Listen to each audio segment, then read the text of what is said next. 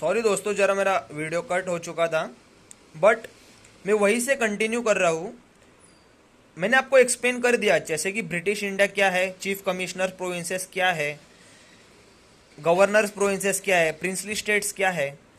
तो अब इसी में से इलेक्शन होगा, इनडायरेक्ट इलेक्शन होगा, राइट। और वो जो इलेक्टेड मेंबर्स है हमारे कॉन्स्टिट्यूशन असेंबली में बैठेंगे और हमारा जो संविधान है वो बनाएंगे, राइट। अब देखो, सबसे पहले हम लोग देखेंगे प्रिंसली स्टेट्स। प्रिंसली स्टेट्स में इलेक्शन कैसे हुआ, राइट। अब देखो, लॉजिकल है दोस्तों, प्रिंसली स्टेट्स में 93 सीट्स थे, बट इनमें कौन राज करता था? जो लोग राजे होते थे, महाराजा लोग होते थे, वो करते थे। अब आप बताइए, उनको अपना किंगडम प्यारा है, वो तो क्या बोलेंगे, भाड़ में गया ये कॉन्स्टिट्यूशन और इंस्टीट्यूशन, कॉन्स्टिट्यूशन असेंबली में हम लोग पार्टिसिपेट नहीं करना है। इंडिया से उनको मतलब नहीं था, राइट। तो इसमें इलेक्शंस हुए ही नहीं। मतलब इसमें क्या बोला था उनको कि प्रिंसली स्टेट्स में बोला था कि इलेक्शन आप मत करो, बट राजा के जो मर्जी का इंसान है वो आप उन पर्टिकुलर एरिया में नॉमिनेट कर सकते हो। बेसिकली यहाँ नॉमिनेशन हुआ। मतलब देखो, मैं पुणे में हूँ शायद, ठीक है, तो पुणे में शिवाजी नगर एरिया है और मैं पुणे का किंग हूँ।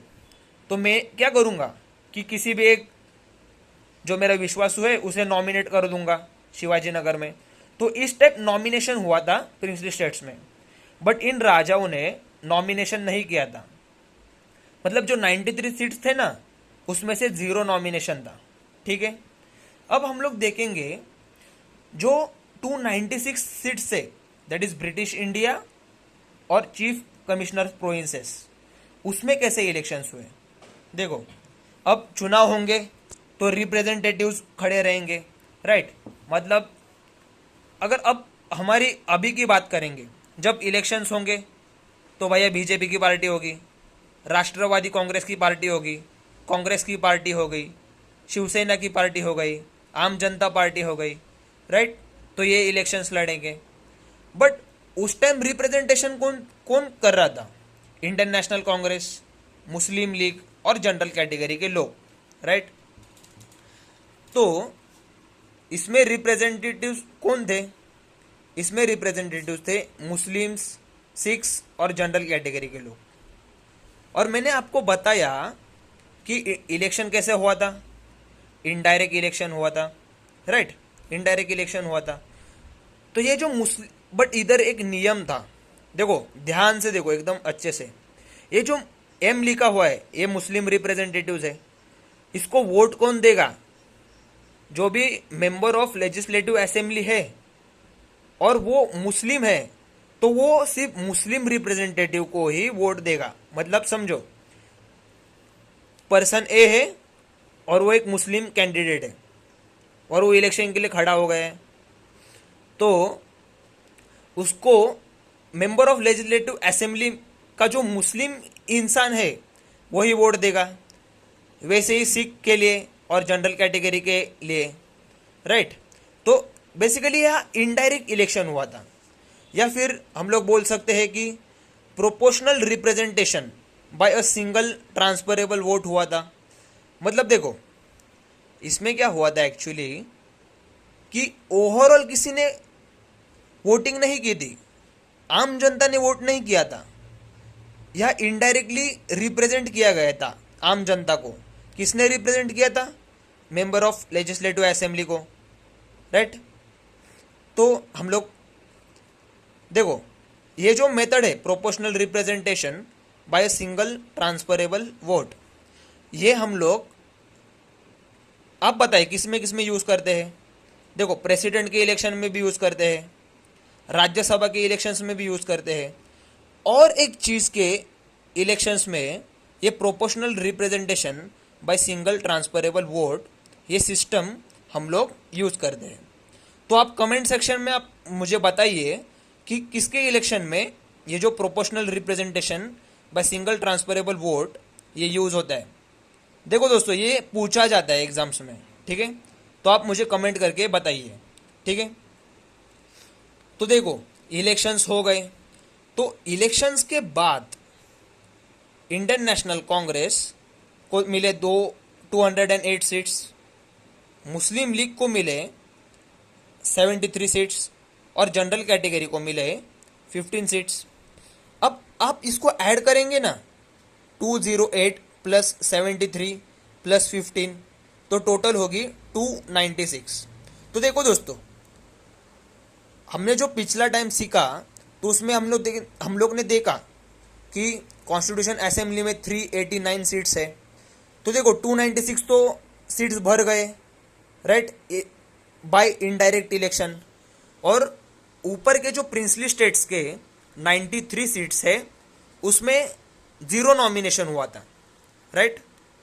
तो हम लोग बोल सकते हैं कि ये जो 389 सीट्स थी, राइट, 389 सीट्स, उसमें सिर्फ 296 ही सीट्स भर पाई थी, राइट। और ये हो गई पहली चीज। देखो ध्यान से समझो इस चीज को।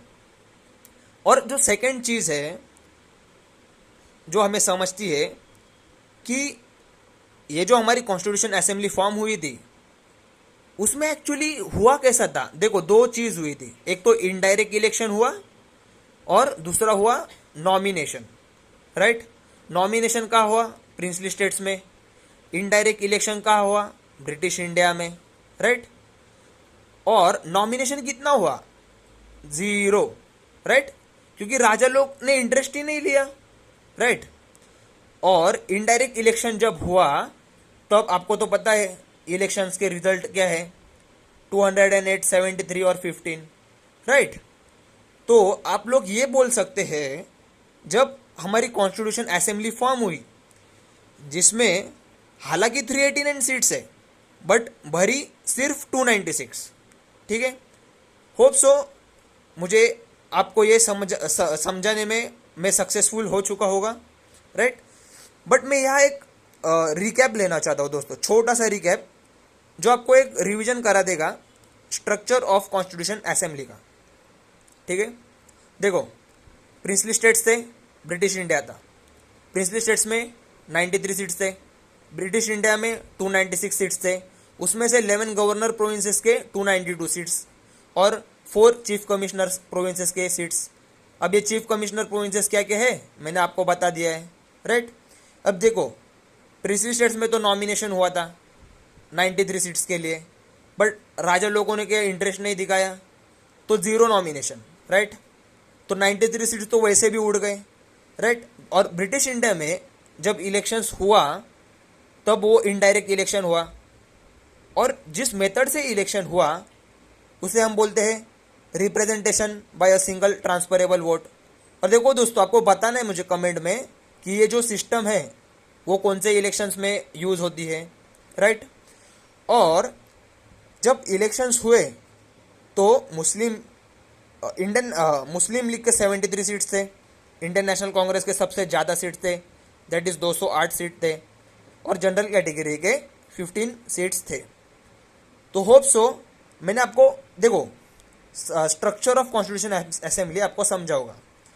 तो मैंने फर्स्ट टॉपिक में ये जो structure establishment of constitution assembly है, इस फर्स्ट टॉपिक में आपको एकदम अच्छे से एक्सप्लेन किया कि हमारा जो कॉन्स्टिट्यूशन असेंबली था, जो हमारे देश का संविधान बनेगा, वो कैसा इस्टेब्लिश हुआ, ये मैंने आपको अच्छे से एक्सप्लेन किया।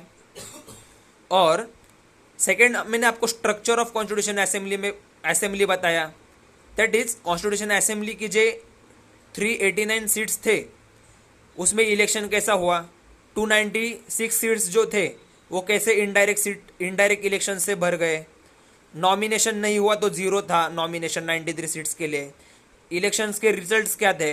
मैंने ये सब चीज़ें जो है, ये जो 2 टॉपिक्स में कंप्लीट होती है, आप लक्ष्मीकांत खोल के देख सकते हैं, राइट। तो मैंने ये अच्छे से एक्सप्लेन किया हुआ है, ठीक है। तो मेरी जो नेक्स्ट वीडियो होगी उसमें मैं आपको बहुत अच्छे से सिखाऊंगा कि वर्किंग ऑफ कॉन्स्टिट्यूशन असेंबली क्या है। अब देखो दोस्तों, मैं एक रफ आइडिया दे देता हूँ। कॉन्स्टिट्यूशन असेंबली का वर्किंग में मैं बताऊंगा कि जो फर्स्ट सेशन हुआ कॉन्स्टिट्यूशन असेंबली का, जिसके टेम्पररी प्रेसिडेंट थे सच्चिदानंद सिन्हा, तब क्या हुआ, नेहरू जी का जो रिपोर्ट था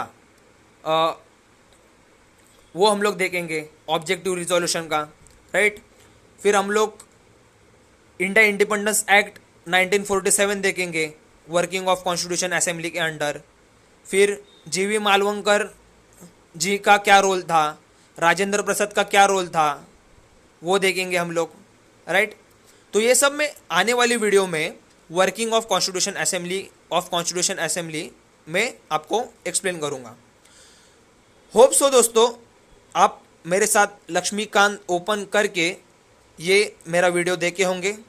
होप सो मैंने आपको एक अच्छा एक्सप्लेनेशन दिया होगा। और मैं आपको दोस्तों प्रॉमिस करता हूँ कि जो भी यूपीएससी प्रीलिम्स के हिसाब से जो भी इम्पोर्टेंट टॉपिक्स है पॉलिटी में, मैं हर एक चैप्टर जो इम्पोर्टेंट है, जो PYQs, अब इम्पोर्टेंट चैप्टर हमें कैसे समझते हैं, बाय PYQs, राइट। तो मैं आपको हर एक चैप्टर अच्छे से सिखाऊंगा, ठीक है। तो ठीक है दोस्तों, मैं ये वीडियो यही एंड करता हूँ। मेरा नाम है केदार घाटगे और आप प्लीज़ दोस्तों मुझे सपोर्ट कीजिए, मुझे मेरे चैनल को सब्सक्राइब कीजिए और बेल का जो नोटिफिकेशन का आइकन है उसे ऑन कर दीजिए, ताकि जब भी मैं वीडियो अपलोड करूं आपको ये वीडियो ज़रूर मिले। थैंक यू दोस्तों, मेरी नेक्स्ट वीडियो जल्दी ही आएगी। Thank you.